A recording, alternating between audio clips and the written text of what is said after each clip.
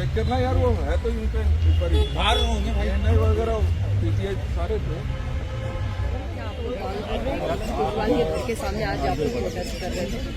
पूरा देश दुखी है, पूरा देश चिंतित है कि केजरीवाल ने एससी ओबीसी माइनॉरिटी के वोट लेकर जब हकों को बांटने की बात आई, हिस्सेदारी की बात आई, तो केजरीवाल जी ने बौद्धों को छोड़ दिया, रविदासियों को छोड़ दिया, कबीरपंथियों को छोड़ दिया, वाल्मीकि समाज को छोड़ दिया, ईसाइयों को छोड़ दिया और मौलानाओं को अभी तक वेतन नहीं दिया।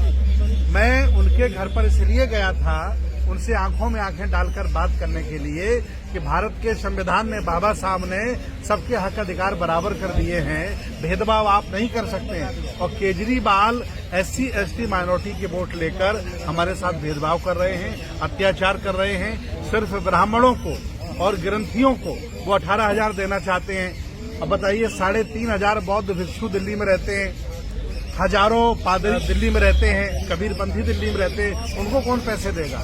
अब ये निर्णय ले लिया है, अगर केजरीवाल जी जल्दी घोषणा नहीं करते हैं तो सभी बौद्ध, अम्बेडकरवादी, रविदासी, कबीरपंथी हम लोग आम आदमी पार्टी का विरोध करेंगे और इनके प्रत्येक कैंडिडेट को चुनाव हरवाएंगे, क्योंकि ये इनसे भरोसा नहीं रहा।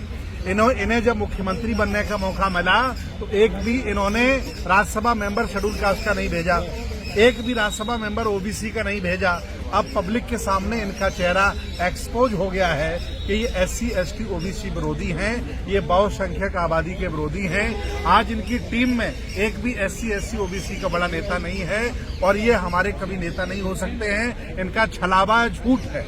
इन्होंने बाबा साहब के नाम से स्कॉलरशिप दी, सिर्फ 25 लाख रुपया दिया और 5 करोड़ रुपया इन्होंने विज्ञापन पर खर्च किया। क्या माना जाए कि आप लोगों ने, क्योंकि कांग्रेस के साथ समर्थन में आज प्रोटेस्ट किया है, तो आप लोग अपना समर्थन दे रहे हैं? ये कार्यक्रम कांग्रेस का नहीं था, ये डोमा परिसंघ का कार्यक्रम था, ये एक एनजीओ है। लेकिन जो देखिए, उदित राज जी हमारे यहाँ सिर्फ पूर्व सांसद हैं, कांग्रेस के बड़े नेता हैं और दलितों की एक मुखर आवाज़ है। उदित राज जी को कोई बंद करके रख नहीं पाएगा, ये मैं इस सरकार को बता देता हूँ। इनके साथ कांग्रेस खड़ी है, इनके साथ हर दलित खड़ा हुआ है, तो लिहाजा जब जब दलितों की बात आती है ये सरकार इसी तरीके से बर्ताव करने का काम करती है। लेकिन मैं ये स्पष्ट कर देना चाहता हूँ, ये कांग्रेस की आवाज़ को किसी भी प्रकार से दलितों के हकों की लड़ाई को, पिछड़ों की हकों की लड़ाई को किसी भी तरीके से दबाने और कुचलने कांग्रेस नहीं देगी। तो आपको मुझे खुशी है कि हमारे उदित राज जी, सभी हमारे भिक्षुगण यहाँ पर आज जब डिटेन किए गए तो ये हकों की लड़ाई के लिए डिटेन किए गए थे। ऐसी लड़ाई ये निरंतर जारी रहेगी जब तक हमें बराबरी का दर्जा नहीं मिलेगा, जब तक दलितों को उनका हक नहीं मिलेगा, ये लड़ाई जारी रहेगी और हम इसी तरीके से लड़ते रहेंगे। मार्ग थाने में रखे गए थे, अभी वहाँ से बाहर निकले ही हैं। और हमारी जो मांग है कि जिस तरह से पुजारी और ग्रंथी को 18,000 रुपये महीने देने का घोषणा किया, 314 बुद्ध विहार हैं, करीब 150 वाल्मीकि मंदिर, रविदास मंदिर हैं, इनके पुजारियों को क्यों नहीं, चर्च के पुजारियों को क्यों नहीं? 11 राज्यसभा मेंबर इन्होंने बनाया, एक भी उसमें दलित पिछड़ा नहीं है। और मेयर 1 साल का होना चाहिए, केवल 3 महीने के लिए दलित मेयर को बनाया और बाकी जनरल कैटेगरी को कंटिन्यू कराया उन्होंने। स्कॉलरशिप पक्ष की बात, उसमें घपला किया, दिया 25 लाख रुपया स्कॉलरशिप विदेश पढ़ने के लिए दलित छात्रों के लिए, और विज्ञापन में 5 करोड़ इन्होंने लगा दिया है। और इस तरह से एक भी नेता दलित का, पिछड़ा का 12 और 14 की जो टॉप लीडरशिप है आम आदमी पार्टी में नहीं है। गाहे बेगाहे गलती से बीजेपी में तो मिल जाएंगे ओबीसी एससी एसटी के, लेकिन आम आदमी पार्टी में तो मिल ही नहीं सकते, इतने ज़्यादा है दलित विरोधी।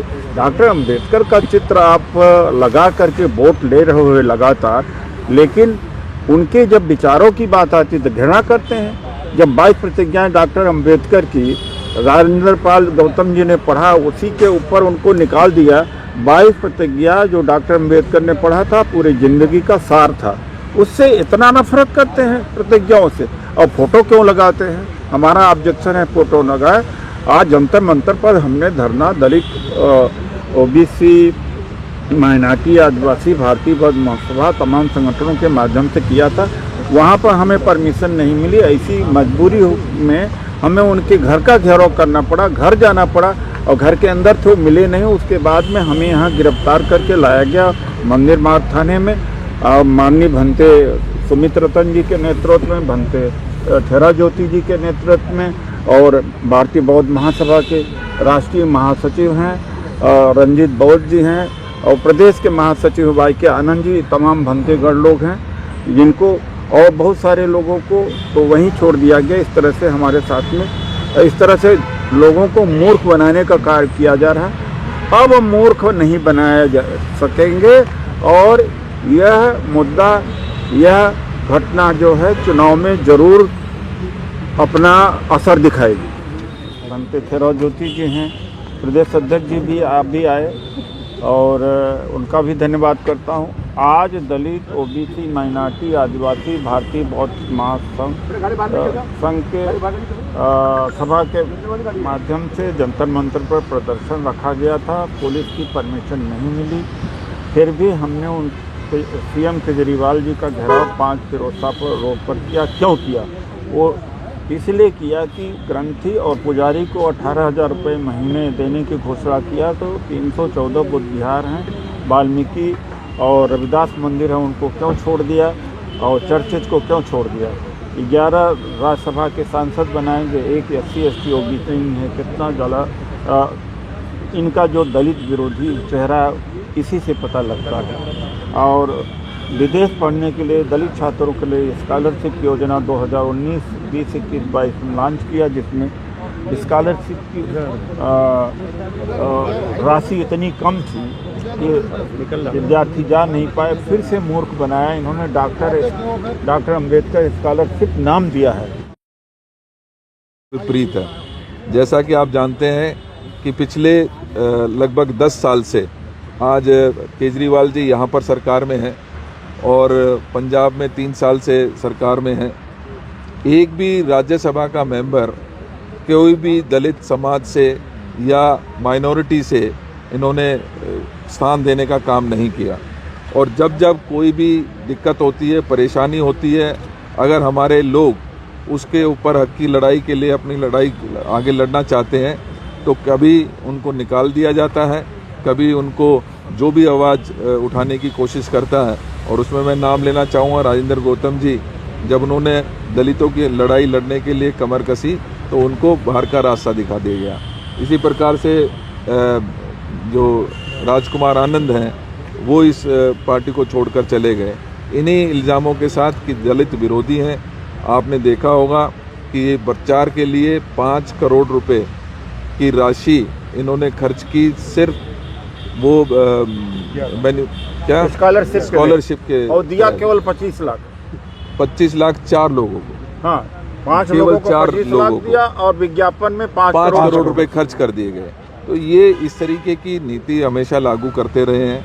अभी हाल फिलहाल की बात आपको याद होगी कि 2.25 साल तक एक जनरल व्यक्ति को दिल्ली का मेयर बनाया गया, जबकि दूसरे साल में ये प्रोविज़न है, ये एक्ट में प्रोविज़न रखा गया है कि किसी भी दलित को दूसरे साल में मेयर बनने का मौका मिलना चाहिए।